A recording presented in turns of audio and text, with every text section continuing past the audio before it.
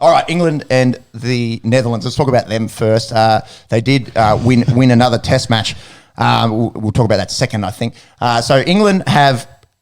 Imagine in the 1990s, someone telling you a team could score 498 in white ball cricket.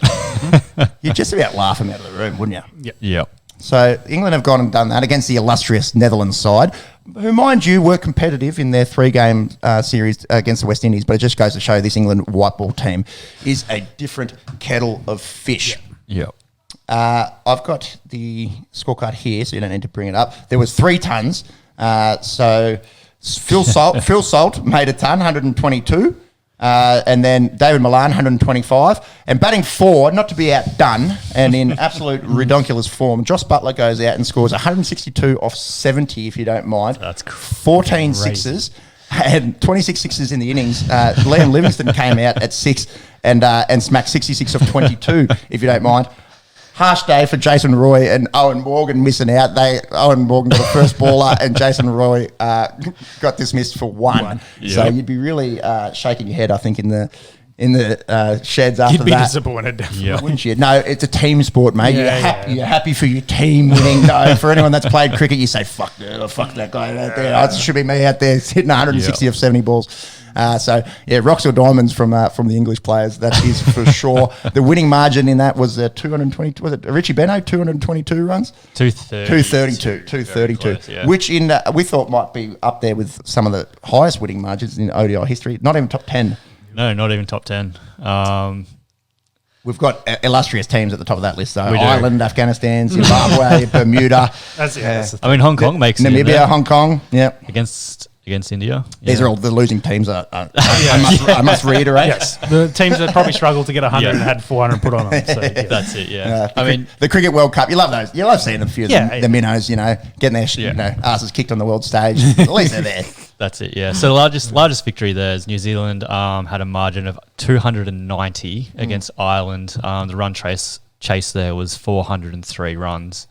Back That's in a while 2008. ago. Yeah, 2008. Ireland have improved quite somewhat since then. Yeah. So that score was what, top score biggest score ever? And England now, the current English team really hold the top 3. The old record was 4-8-1, which was against Australia. Yep. Throw us in the names, the likes of Bermuda and Namibia and Hong Kong. That was a few years ago where we got absolutely pasted. And then I think the third one there is 444. Yep. Back in 2016. So it's all Pakistan. It's all England. Yeah. White ball within the last 6 years. Yeah, 6 years. Yeah. So a testament to what they're doing, in white ball cricket. That's it. Yeah, the previous 2 were in England as well at Nottingham. So So English decks conducive for runs. This was in Amsterdam as well. So Yeah. I wonder maybe the size of the ground. It probably wasn't. It wasn't MCG out there. No, it was to Butler's liking though, definitely.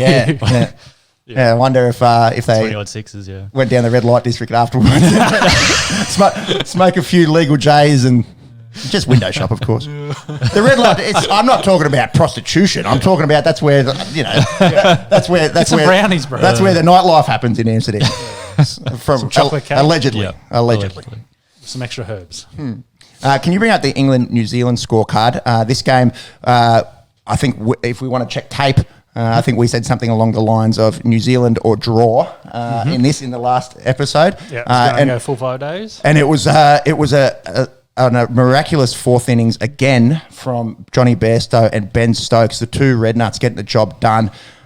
Stokes was saying it was his favourite win, even more so than I think Root contributed a heap, didn't he? In the first innings, I believe. Yeah. So we'll quickly recap what we spoke about last week. New Zealand 553 off the back of 190 from Daryl Mitchell, 106 from Tom Blundell. If you don't mind scrolling down there, monks. And then England, in the first innings, it was that big 100 from Joe Root, 176 and 145 to Ollie Pope, which gave them 539 of their own. And then keep scrolling. New Zealand, a few 50s in there, but no one really got going. 284, they got dismissed 4.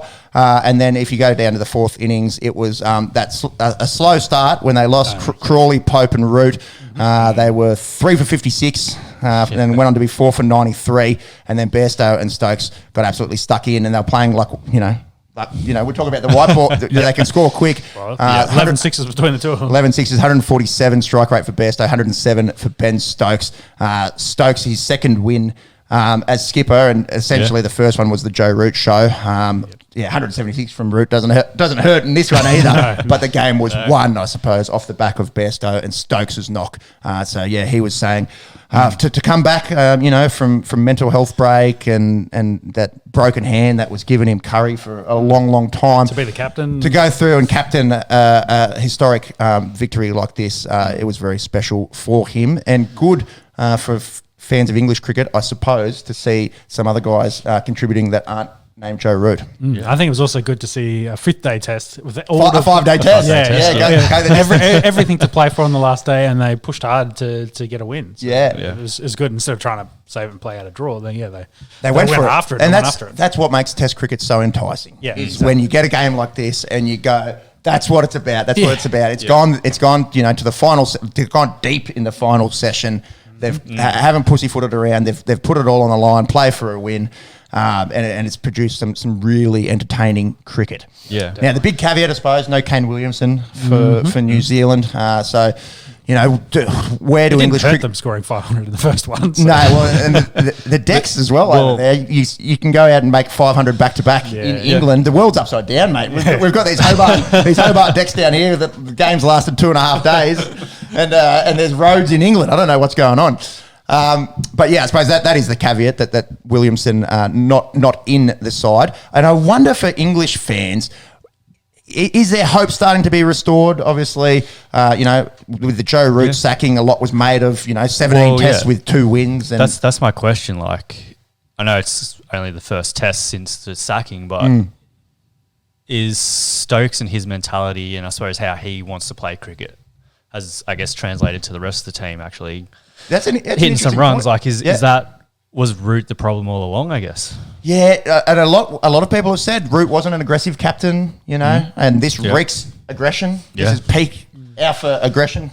Striking it over 100 for a couple of days. Yeah, it's and that's something that I hadn't really considered because I was in the Root camp. Like, he's been dudded here. He's been carrying him for the last 2 years, and then you get put a monster effort in this one as well, and then you get your captaincy stripped. But maybe there's something to that maybe the mentality has changed slightly, and maybe it's obviously hasn't affected his batting. He's got back-to-back tons, massive 176.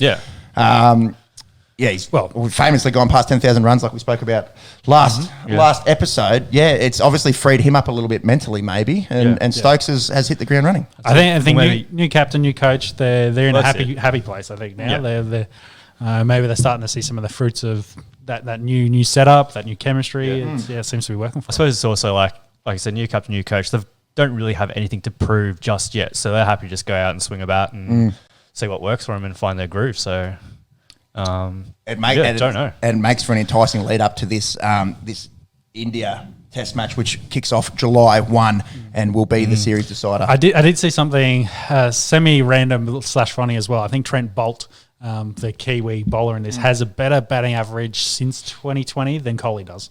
So I'll just throw that out there. I think because he got a half-decent score in this one. I was just like, poor Kohli. He's just not having a great form in the Test format. that Kohli watch. Well, and have you seen the since the start of 2020 how Kohli, Smith, Williamson were leaps and bounds ahead of Root for tons, and Root's caught all of them. Yeah, I think Root scored 10 tons since Kohli scored his last one. Yep. Pretty crazy stuff. I wonder if Mickey was talking about. Andy Lee from Hamish and Andy fame. I wonder if he got his bet paid out at 150 regarding Joe Root making 10,000 Test runs. He's in stellar form with the bat, and it's going to be interesting to see this England team moving forward under Stokes. Will they continue with this aggressive mindset and it paid dividends for our arch nemesis in their upcoming games. That Indian game's what? First week of July? Yeah, so 2 weeks away roughly. They've got 2 more ODIs against the Netherlands. I wonder if the 500's in danger. I wonder if the 500 is in danger. That'll be interesting. Yeah, they're both still in Amsterdam. They'll play both in Amsterdam as well. So. There's also the third test obviously against New Zealand before Yep. the India test. Have you got a date there for that that third test, 23rd, starts on the 23rd. Thursday? So, this this Thursday. week. So they're playing back-to-back days, the white ball team, Tuesday and Wednesday in the Netherlands. And then they go straight into the test. So I imagine that the Wednesday you'll see, there's only really Butler is in that white ball team that plays test cricket. Butler, it's really only Butler. Yeah, so I imagine Butler wasn't in this squad, so. Oh yeah, true. He hasn't been playing the last two. Yeah, because they've had folks. That's a weird one, isn't it? Yeah. When the bloke's so dominant in white ball cricket, he's not. I think he still averages 35 or something in red ball. I think that Folks is a better gloveman. They always speak highly of him behind the stumps, and that's the old adage: you got to pick your best wicket keeper. But unusual for a bloke that's in the white ball form that Joss Butler's in to not be able to crack into that team. I'd forgotten about that. I was remembering our Ashes series when Butler was in the team. Yeah, well, if you're going to pick him on a batsman, does he then have to be like an opener? Like he's got to be the Davey Warner? Well, that's interesting, isn't it? Because they've gone with Crawley and Lees, and they've had more opening partnerships in the last sort of 2 years than I've had hot dinners. That's a good question. Would he come in as an opener, and is he cut out for facing a swinging red ball? Probably. Look, I don't know the form that he's in, and the fact that no one's cemented their place as an English opener. I liked what we saw out of Zach Crawley in the end of the Ashes. I thought he played the game with a bit of intent, whereas Hamid and some of the others, they were just kind of just trying to stay alive, not looking to score runs, not looking to get on the front foot, and they got shown out in the Ashes. I don't know. I've liked what I've seen out of Crawley. I haven't seen enough of Lees to really know. He obviously made a few runs here, but I don't think he's had any innings of note in this series so far. So it'd be interesting to see if Butler can force his way back into that team.